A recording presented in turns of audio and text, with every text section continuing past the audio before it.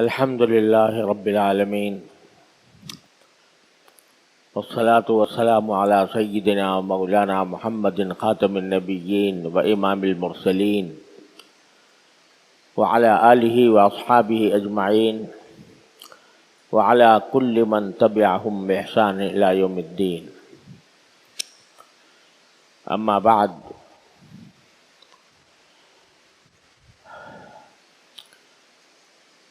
محترم بزرگوں، بھائیوں اور دوستوں، السلام علیکم ورحمۃ اللہ وبرکاتہ۔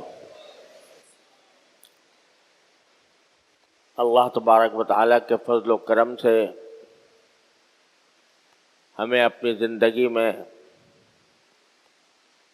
ایک اور رمضان نصیب ہو رہا ہے۔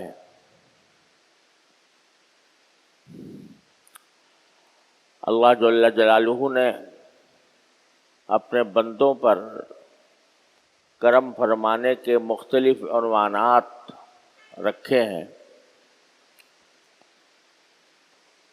اور یہ رمضان المبارک بھی اللہ جل جلالہ کے کرم کا ایک عظیم عنوان ہے، اور اس رمضان کا اپنی زندگی میں حاصل ہو جانا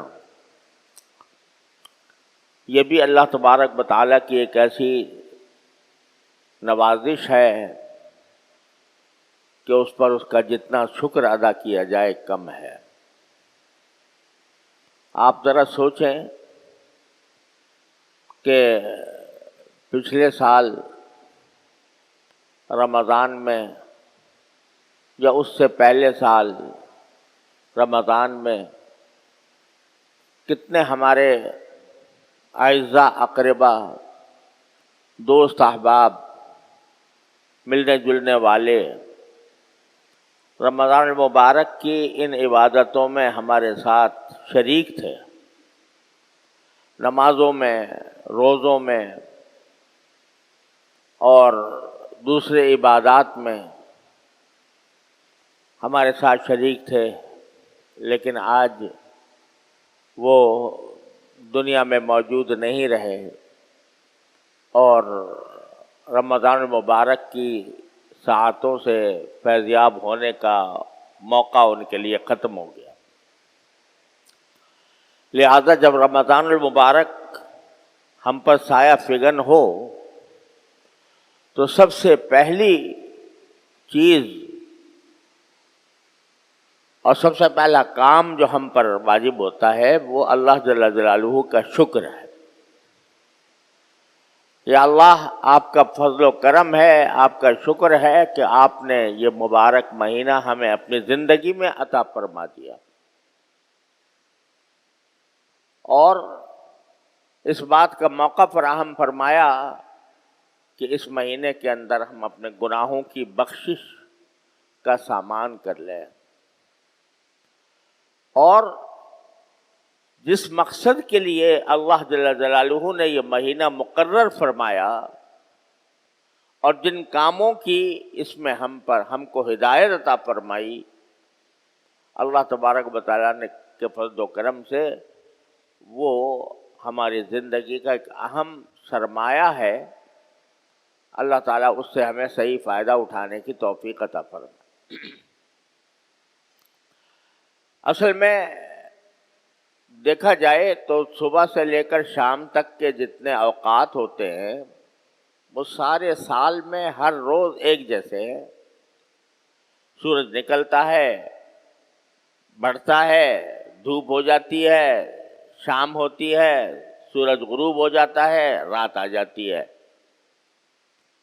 یہ سلسلہ 12 مہینے جاری رہتا ہے، اور دن کے اعتبار سے اگر دیکھا جائے تو رمضان کا دن اور شعبان کا دن اپنی ظاہری حالت کے اعتبار سے یکساں ہیں۔ وہی سورج نکل رہا ہے، وہی غروب ہو رہا ہے، وہی دھوپ آ رہی ہے، وہی رات آ رہی ہے۔ یہ سارے ظاہری حالات کے اعتبار سے سب برابر نظر آتے ہیں، لیکن اللہ جل جلالہ بعض مرتبہ اپنے غافل بندوں کو اپنی طرف متوجہ فرمانے کے لیے اور رجوع الی اللہ کا ایک موقع فراہم کرنے کے لیے کسی خاص دن کو، کسی خاص مہینے کو، کسی خاص عشرے کو اپنی طرف منسوب فرما لیتے ہیں، نسبت عطا فرما دیتے ہیں کہ یہ میرا مہینہ ہے، یہ میرا دن ہے، یہ میری رحمتوں کا دن ہے، یہ میری برکتوں کا دن ہے، یہ میری برکتوں کا عشرہ ہے، یہ میری برکتوں کا مہینہ ہے۔ تو اس نسبت کی وجہ سے اس جگہ میں یا اس زمانے میں اللہ تبارک و تعالیٰ کے فضل و کرم سے ایک خاص تقدس پیدا ہو جاتا ہے، اور اللہ تعالیٰ کی رحمتیں اور برکتوں کا ایک نزول اس میں عام دنوں سے زیادہ ہوتا ہے۔ جیسے آپ نے دیکھا کہ بیت اللہ شریف ہے، اگر ظاہری اعتبار سے دیکھو تو عمارت ہے، وہ بھی پتھر میں کی عمارت ہے، اس کے اندر بھی ویسے ہی پتھر لگے ہوئے ہیں، ویسے ہی سیمنٹ لگا ہوا ہے جس طرح عام عمارتوں کے اندر ہوتا ہے۔ لیکن جب اللہ تعالیٰ نے فرما دیا یہ میرا گھر ہے، اپنی طرف اس کو نسبت عطا فرما دی، یہ میرا گھر ہے، تو وہ اگرچہ کچا اگر دیکھا جائے، پلاسٹر بھی نہیں ہے، رنگ بھی نہیں ہے، لیکن اپنی طرف نسبت فرما دینے کی وجہ سے اس کا حال ایسا ہو گیا کہ ساری دنیا کے مسلمان پروانوں کی طرح اس کی طرف جاتے ہیں، اس کا تصور کر کے ایک کیف محسوس کرتے ہیں، اس کے تصور سے دل میں ایک تقدس کی پھواریں پڑنے لگتی ہیں۔ اسی طرح یہ رمضان ہے، مہینہ تو عام جیسا ہے، صبح شام ویسے ہی جیسے گزر رہے ہوں گے، لیکن اللہ جل جلالہ نے یہ فرما دیا کہ یہ میرا مہینہ ہے، اپنی طرف نسبت فرما دی، تو اس کے تقدس میں، اس کی برکتوں میں، اس کے لطف میں، اس کے کیف میں کہیں سے کہیں اضافہ ہو گیا۔ کیوں فرماتے ہیں یہ نسبت کہ یہ میرا مہینہ ہے؟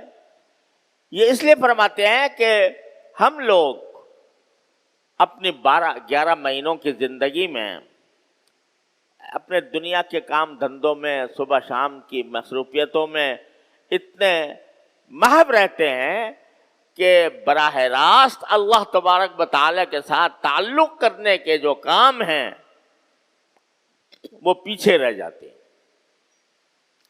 تجارت ہو رہی ہے، اس میں لگے ہوئے ہیں، ملازمت ہو رہی ہے، اس میں لگے ہوئے ہیں، اور دنیا کے دوسرے کام دھندوں میں، روزی کمانے میں، بیوی بچوں کے ساتھ اٹھنے بیٹھنے میں، اگرچہ یہ سارے کام جائز بھی ہیں اور اگر حسن نیت کے ساتھ کیے جائیں تو عبادت بھی ہے، اور اللہ تبارک و تعالیٰ اپنے فضل و کرم سے ان پر بھی ثواب عطا فرماتے ہیں۔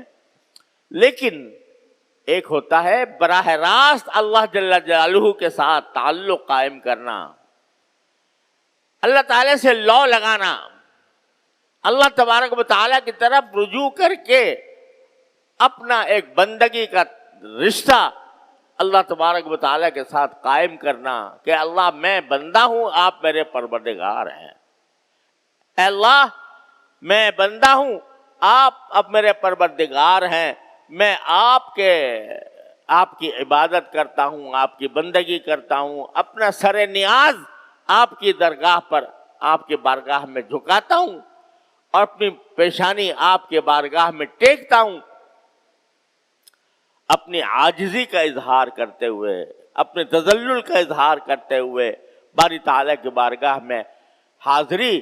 یہ ایک ایسی چیز ہے کہ جو انسان کو اپنے پروردگار کے ساتھ مضبوط رشتہ قائم کرنے کا فائدہ عطا کرتی ہے۔ ساری دینی دوڑ دھوپ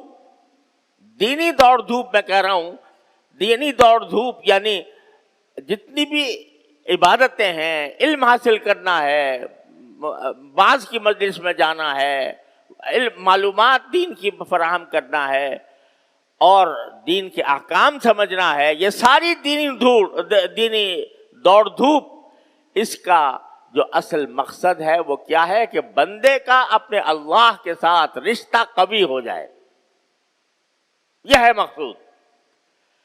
قوی ہونے کے کیا معنی ہے کہ میں اپنے پروردگار کو ہر وقت اپنے پروردگار سے جڑا رہوں. جب مجھے کوئی حاجت درپیش ہو میں اپنے پروردگار سے مانگوں یا اللہ میری یہ حاجت درپیش ہے, اپنے فضل و کرم سے میری حاجت پوری فرما دیجیے. جو انعامات اکرامات اللہ تبارک و تعالیٰ کی طرف سے مجھ پر ہو رہے ہیں تو میں اس کے اوپر شکر ادا کرتا رہوں. اے اللہ اپنے فضل و کرم میں آپ نے مجھے نعمت عطا فرما دی. اے اللہ آپ کا فضل و کرم ہے کہ آپ نے مجھے دنیا اور آخرت کے فلاں فلاں کاموں میں مجھے کامیابی عطا فرمائی. اے اللہ مجھے فلاں چیز کی ضرورت ہے, میں آپ سے مانگنا چاہتا ہوں. اللہ جل جلالہ کے ساتھ تعلق اور اس کے ساتھ رشتہ کبھی ہو جائے, یہ ہے ساری دینی دوڑ دھوپ کا حاصل. اور یہ کبھی کرنے کے لیے یہ زمانہ آیا ہے, رمضان کا مہینہ, کہ ایسا لگتا ہے جیسے باری تعالیٰ فرما رہے ہیں کہ اے میرے بندو, غافل بندو, کہاں بھاگے جا رہے ہو, تھوڑے دیر کے لیے میرے پاس آ جاؤ اور میری بارگاہ میں حاضر ہو جاؤ. اپنے اور کام دھندے تھوڑے سے ملتوی کر دو, ان میں کمی کر دو, ضرورت کی حد تک رکھو, لیکن اس مہینے کے اندر مجھ سے تعلق جوڑ لو, مجھ سے تعلق کبھی کر لو, مضبوط کر لو. یہ ہے پیغام رمضان کا. اس لیے اس پیغام کو سمجھنے, بات یہ نہیں ہے کہ صرف روزہ رکھ لیا اور تراویح پڑھ لی, گرتے پڑھتے تراویح پڑھ لی, دل چاہ رہا ہے نہیں چاہ رہا ہے, سستی ہو رہی ہے لیکن پڑھ لی. بات صرف اتنی نہیں ہے. بات کیا ہے؟ یا ایھا الذین آمنوا کتب علیکم الصیام کما کتب علی الذین من قبلکم لعلکم تتقون. تمہارے پر روزے اس لیے فرض کیے گئے ہیں اے اللہ کے بندو, روزے اس لیے فرض کیے گئے ہیں لعلکم تتقون, تاکہ تمہارے اندر تقویٰ پیدا ہو. روزے کا اصل مقصد کیا ہے؟ کہ بندے کے اندر تقویٰ پیدا کرنا. تقویٰ کیسے پیدا ہوتا ہے؟ کہ آدمی روزے میں اگر یہ سوچے, یہ سب سوچنے کی باتیں ہیں, اپنے دلوں میں بٹھانے کی باتیں ہیں کہ جب رمضان میں روزہ رکھے ہوئے ہے, الحمدللہ اللہ تعالیٰ کا فضل و کرم ہے, بڑی نعمت ہے کہ روزے کی اللہ نے توفیق عطا فرمائی, مگر یہ سوچے کہ میں کیوں نہیں کھا رہا, کیوں پانی نہیں پی رہا, بھوک لگی ہوئی ہے مگر نہیں کھاؤں گا, پیاس لگی ہوئی ہے اور گھر میں ٹھنڈا پانی موجود ہے, کوئی دیکھنے والا بھی نہیں ہے, لیکن اس پیاس کو میں ٹھنڈے پانی سے نہیں بجھاؤں گا. کیوں نہیں بجھاؤں گا؟ اس لیے نہیں بجھاؤں گا کہ میرے رب نے, میرے پروردگار نے مجھے منع کیا ہے. ثم اتم الصیام الی اللیل, یہ فرمایا کہ رات آنے تک یعنی شام مغرب تک تم کھانے پینے سے باز رہو, نہیں کھاؤ نہیں پیو. اب دیکھو جتنے روزے دار بیٹھے ہیں اللہ تعالیٰ کے فضل و کرم سے, روزے دار بیٹھے ہیں, کیوں نہیں کھا رہے, کیوں نہیں پی رہے؟ اس لیے کہ ان کے پروردگار نے منع کر دیا ہے, مت کھانا مت پینا. تو بھوک لگی ہوئی ہو, پیاس کی شدت سے حلق میں کانٹے پڑ رہے ہوں, لیکن کوئی مجھے اگر صحیح معنی میں مسلمان آدمی ہے اس کو کہا 1,00,000 روپے لے لے اور روزہ توڑ دے, توڑے گا؟ کیسے ہی گیا مسلمان ہو, لیکن اس کو کوئی پیشکش کرے کہ 1,00,000 روپے لے کے روزہ توڑ دے, نہیں توڑے گا. کیوں نہیں توڑے گا؟ اس لیے کہ کہتا ہے میں اللہ کا بندہ ہوں, اللہ نے مجھے اپنے فضل و کرم سے یہ نعمت عطا فرمائی ہے کہ مجھے بھوکا پیاسا رکھ رہے ہیں. اس لیے رکھ رہے ہیں تاکہ وہاں جا کر جو مجھے پلائیں گے, وہاں جا کر جو کھلائیں گے, اس آخرت کے اندر پہنچنے کے بعد وہ اس کے آگے یہ دنیا کا کھانا, دنیا کا پانی ہیچ در ہیچ ہے. اس واسطے میں نہیں توڑوں گا. یہ کیا ہے جو تمہیں توڑنے سے باز رکھ رہا ہے؟ یہ تقویٰ ہے, یہ تقویٰ ہے کہ میرے اللہ تبارک و تعالیٰ نے مجھے روک دیا، میں نہیں رکوں گا، میں روزہ توڑنے والا نہیں ہوں.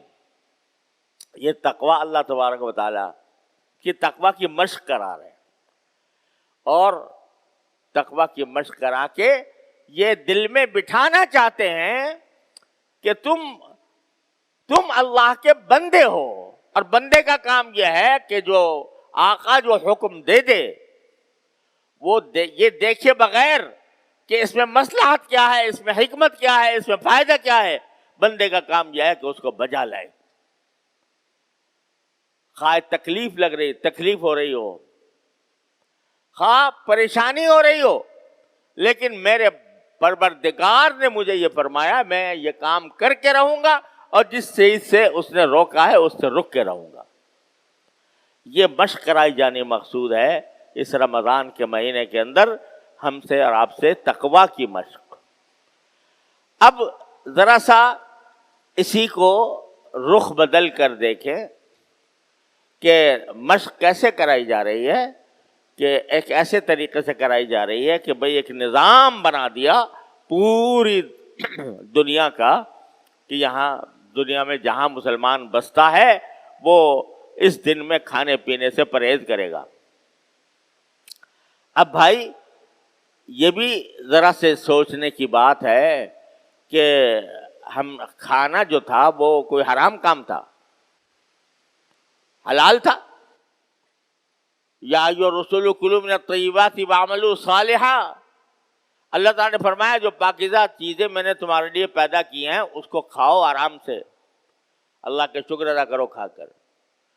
کوئی حرام تھا؟ نہیں. پانی پینا حرام تھا؟ نہیں.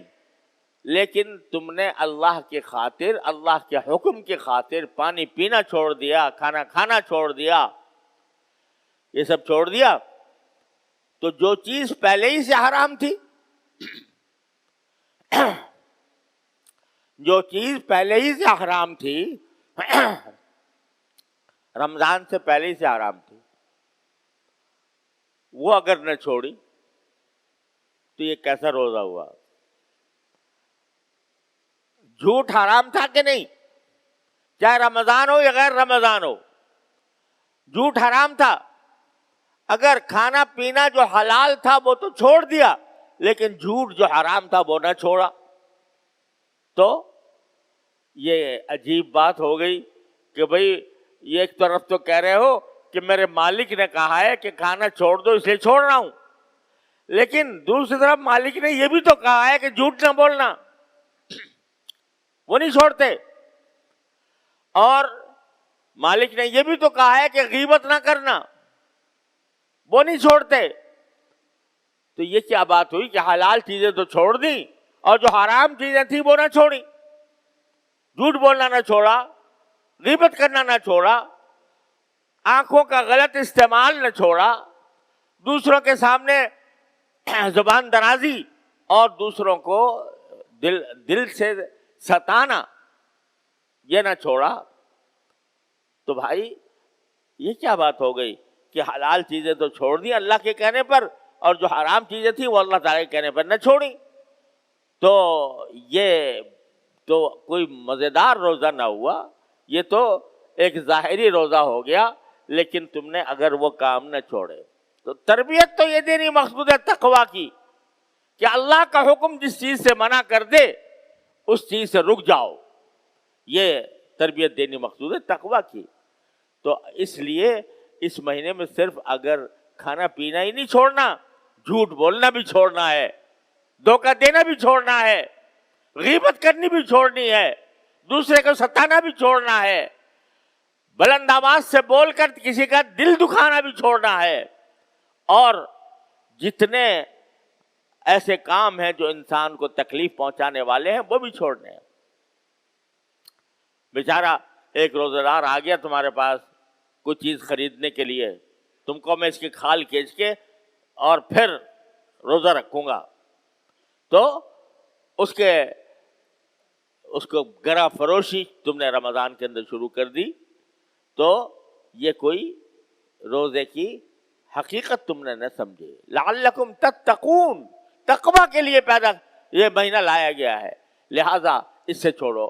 یہاں تک کہ رسول کریم سرور دو عالم صلی اللہ علیہ وسلم نے فرمایا کہ اگر اس مہینے کے اندر کوئی تم سے لڑائی جھگڑا کرنا بھی چاہے، لڑائی جھگڑے پر آمادہ ہو جائے اور تمہارے سے کوئی لڑائی جھگڑا کرنا چاہے تو کہہ دو بھائی میرا روزہ ہے، یعنی میں تمہاری اس لڑائی جھگڑے میں شریک نہیں ہونا چاہتا، میں فریق نہیں بننا چاہتا، میرا تو روزہ ہے۔ کیا معنی روزہ ہونے کے؟ جب میرا روزہ ہے، کھانا پینا میں نے چھوڑ رکھا ہے، تو لڑائی جھگڑا کیوں نہ چھوڑوں؟ تو تمہارے سامنے اگر کوئی آئے آدمی جس سے لڑائی جھگڑا کرنے والا ہو، اور بعض لوگ کی عادتیں ہوتی ہیں کہ بات بے بات کوئی دوسرے کو تانا مار دیا، کوئی برا بھلا کہہ دیا، اب آپ اگر اس کے جواب دہی پر آمادہ ہو جائیں، اس میں حدود سے بعض اوقات تجاوز ہو جائے، تو روزے کی جو حقیقت ہے وہ حاصل نہ ہوئی۔ لہذا رسول کریم سرور عالم صلی اللہ علیہ وسلم فرماتے ہیں کہ اگر کوئی جھگڑنے والا تم سے جھگڑا بھی کرنا چاہے تو کہہ دو کہ میرا روزہ ہے۔ کیا معنی؟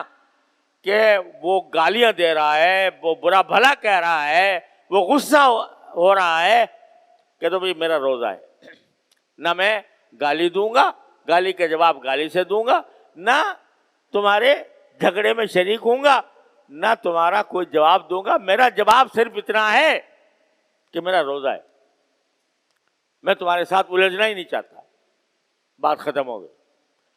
تو اس لیے یہ تقویٰ کا جو روزے کا جو اصل مقصود ہے قرآن کریم نے بیان فرمایا وہ یہ ہے کہ تمہیں تقویٰ حاصل ہو۔ تقویٰ اسی وقت حاصل ہوگا جب کھانے پینا چھوڑنے کے ساتھ تم اپنے ناجائز کام جتنے بھی ہیں، چاہے وہ ایسے کام ہو جو جن کے تعلق زبان سے ہے، چاہے ایسے کام ہو جن کے تعلق نگاہ سے ہے، نگاہ کو محفوظ رکھو، زبان کو محفوظ رکھو، کانوں کو محفوظ رکھو، اور اس طرح روزہ گزارو تو تمہارے تقویٰ کی منزل انشاءاللہ حاصل ہو جائے گی۔ بس یہ طے کر لیا جائے کہ رمضان کے مہینے میں میری زبان سے کوئی بات غلط نہیں نکلے گی، خاموش رہوں گا، حتی الامکان خاموش رہوں گا، اور میری نگاہ کبھی کسی غیر محرم پر یا اس کی تصویر پر نہیں پڑے گی۔ ایک مصیبت آ گئی ہے، یہ موبائل کا ہر ایک کے ہاتھ میں ہے، بچے کے ہاتھ میں ہے، اور جو گناہ کبھی کہیں جا کر کیے جاتے تھے اپنے گھر کے اندر خلوت کے اندر کیے جا رہے ہیں۔ ارے بھائی کم از کم رمضان کے اندر تو کم از کم اس سے اپنے آپ کو بچا لو اور نگاہ کی حفاظت کرو۔ اگر کھانا پینا چھوڑ دیا اور آنکھوں سے گناہ کماتے رہے، زبان سے گناہ کماتے رہے، تو رمضان کا فائدہ کیا ہوا؟ لہذا اللہ تعالی ہمیں اس پر عمل کی توفیق عطا فرمائے کہ جس طرح ہم کھانا پینا چھوڑے ہوئے ہیں اسی طرح ہر طرح کے گناہ بھی چھوڑے ہوئے ہوں، زبان کے بھی اور آنکھ کے بھی اور کان کے بھی، ہاتھ پاؤں کے بھی، ہر طرح کے گناہ ہم نے چھوڑے ہوئے ہوں۔ تو انشاءاللہ اس طرح رمضان گزرے گا تو رسول کریم صلی اللہ علیہ وسلم کی طرف سے خوشخبری سن لو۔ رسول کریم صلی اللہ علیہ وسلم نے خوشخبری دی کہ من سلم لہ رمضان سلمت لہ السنہ، جس کا رمضان سلامتی سے گزر گیا تو انشاءاللہ اس کا سال بھی سلامتی کے ساتھ گزرے گا۔ یہ ایک روایت میں نبی کریم صلی اللہ علیہ وسلم کے الفاظ منقول ہیں۔ تو اگر اللہ تبارک و تعالی ہمارا رمضان اس طرح گزار دے کہ گناہوں سے خالی ہو تو انشاءاللہ سال بھی اللہ کی رحمت سے امید ہے کہ گناہوں سے خالی ہوگا۔ اللہ تبارک و تعالی اپنے فضل و کرم سے، اپنی رحمت سے ہمیں اس پر عمل کرنے کی توفیق عطا فرمائے۔ وآخر دعوانا ان الحمدللہ رب العالمین۔